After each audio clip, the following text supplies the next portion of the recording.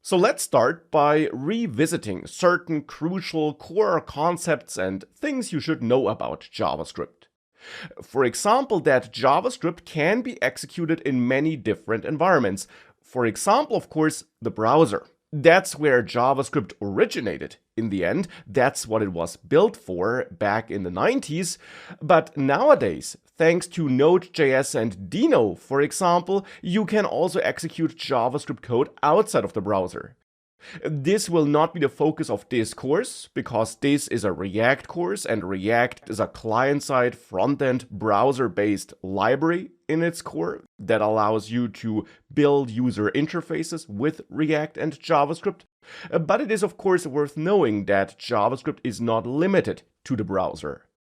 You can even build mobile apps with JavaScript thanks to extra technologies like Capacitor or React Native, which, by the way, would be a great next step after finishing this course.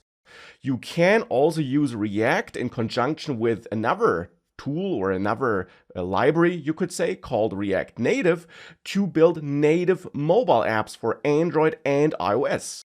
And I do have a dedicated course on React Native if you want to learn more about that after finishing this course. So JavaScript is really versatile, really powerful, but in this refresher section, we're going to focus on JavaScript in the browser, though the general syntax and rules, of course, are always the same, no matter for which environment you are writing your JavaScript code. So since we focus on JavaScript in the browser, let's explore how JavaScript code can be added to a website. And here you have two main options, and they both include the special script tag, the special script element which you can add to your HTML code.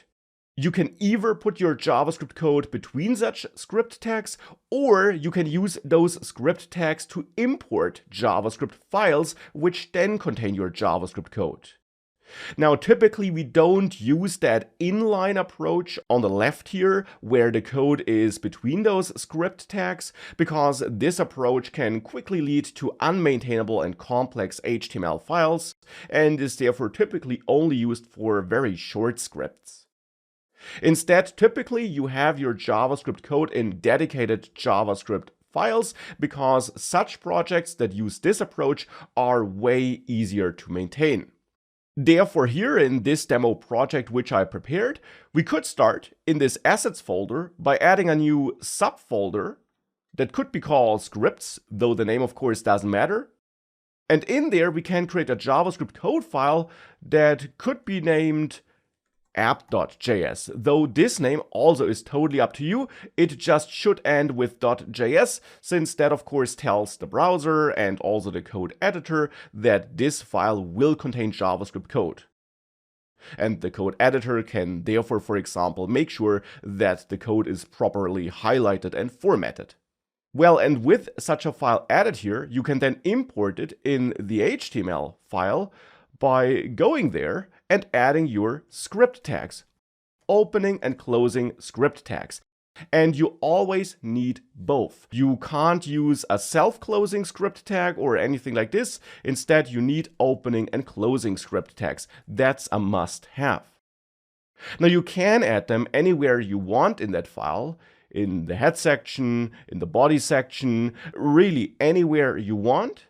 And then you would add the source attribute, the src attribute, to point at the file, in my case in the assets folder, and there in the scripts folder, that should be imported. And now that file would be loaded as part of this web page when the web page is loaded. Now, it is worth noting that you can then add extra attributes to the script tag, for example, the defer attribute, to make sure that the script that will be imported will only be executed after the rest of the HTML document has been read and parsed. This ensures that if your script code, for example, needs to work with some HTML elements, those HTML elements are available when the JavaScript code starts executing. Without defer, it would start executing right away, and if you then would try to reach out to this unordered list, for example, this unordered list might not be available yet if the script is loaded before the list is output here. That's why you might want to add defer. Now, in modern JavaScript projects, it's also quite common that you have a never attribute on your script tags instead of having defer.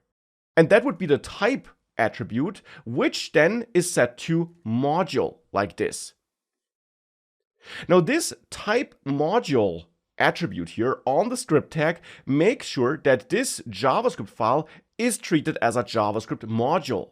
And if you are treating your JavaScript files as modules, this unlocks one very important new syntax, the import syntax, where you can import code from script A into script B. For example, here we could have a second script file, util.js, which might contain some utility functionality. And in that script file, we could export something with the export keyword and then import it in the app.js file. Now we'll explore this import-export syntax and this general module feature in greater detail soon. But before we get there, there's one other super important thing you should know about the script tag here in the HTML file. Because before we get there, there is one other super important thing you should know about these script tags and about importing script files in the context of building React apps. Because when you're working on a React project, you will almost never add these script tags to your HTML file on your own. Because React projects almost always use a build process, which, as part of that build process, injects these script tags into the HTML code for you. And in the next lecture, we'll explore why we use such a build process in React projects.